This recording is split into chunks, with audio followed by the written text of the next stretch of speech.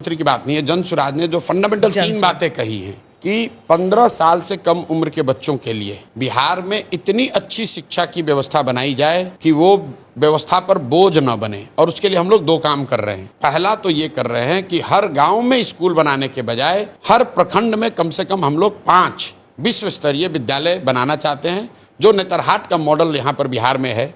बिहार में नेतरहाट एक विद्यालय रहा है, अभी झारखंड में चला गया है। एक विद्यालय से 1500 से ज़्यादा IAS IPS बने हैं और उस विद्यालय में जाने वाले ज़्यादातर लोग मध्यम या निम्न आर्थिक वर्ग से लोग आते थे।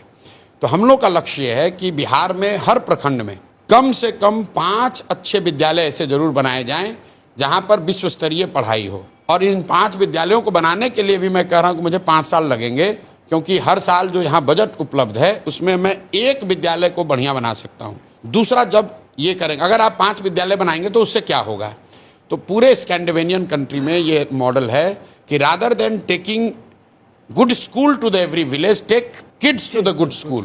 जो शहरों में जो होता है, दिल्ली में आप बैठे हैं, आपके घर के बगल में स्कूल नहीं है, स्कूल आपसे 10 किलोमीटर दूर है, आप अपने बच्चे को गाड़ी से या स्कूल बस से भेजते हैं।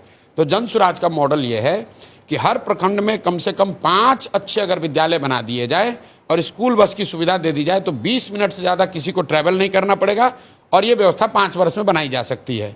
हम लोग का लक्ष्य है कि 10 साल में हर प्रखंड में 10 ऐसे विद्यालय बनाए जाए, हर साल एक, क्योंकि हमारे पास 15 से 20 हज़ार करोड़ रुपया ही ऐसा हम लोग स्पेयर कर सकते हैं जो कि इस पर खर्च हो। अब आप ये कहिए कि भाई आप 10 साल में इसको बनाएंगे तो दूसरों का क्या होगा, उनकी जीवन तो उनका रुकना नहीं है। उसके लिए हम लोग जो व्यवस्था बना रहे हैं, जो वेस्ट में व्यवस्था है कि गरीब लोगों को ये सुविधा दे दी जाए कि अगर आप अपने सरकारी विद्यालय से खुश नहीं हैं अपने इलाके के, तो आप अपने बच्चे को प्राइवेट स्कूल में भेजिए वहीं पर, और उसका जो एक रेगुलेटेड फीस है वो सरकार की ओर से दिया जाएगा। कुछ लोगों का ये कहना है कि अरे भाई ये कीजिएगा तो सब प्राइवेट में जाएगा, पढ़ोगे कि प्राइवेट कॉलेज में पढ़ोगे। 100% लड़के कहेंगे मैं साइंस कॉलेज में पढ़ूंगा।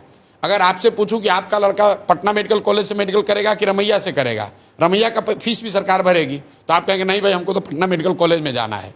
ये पूरे वर्ल्ड ओवर प्रूवन चीज़ है। तो हम लोग ये कह रहे हैं कि ये लोगों को ये अवसर नोशन है कि सरकारी विद्यालय फ्री है। भाई सरकारी विद्यालय को चलाने में औसतन यहाँ एक बच्चे पर करीब करीब प्राइमरी विद्यालयों का खर्चा आ रहा है 850 रुपया प्रति विद्यार्थी।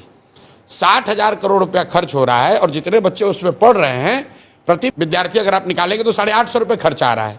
और जो वहाँ पर प्राइवेट स्कूल है उसका खर्चा 400 है, 300 है, 250 है। तो जो पब्लिक स्कूल्स हैं, जो सरकारी विद्यालय है, उसको अगले 5 से 10 साल में इतना अच्छा बनाया जाए कि वो एस्पिरेशनल विद्यालय बन जाएं। और तब तक जो गरीब लोग हैं उनको ये सुविधा दी जाए कि आप प्राइवेट में अपने बच्चे को पढ़ाइए, उसका रेगुलेटेड फीस सरकार देगी।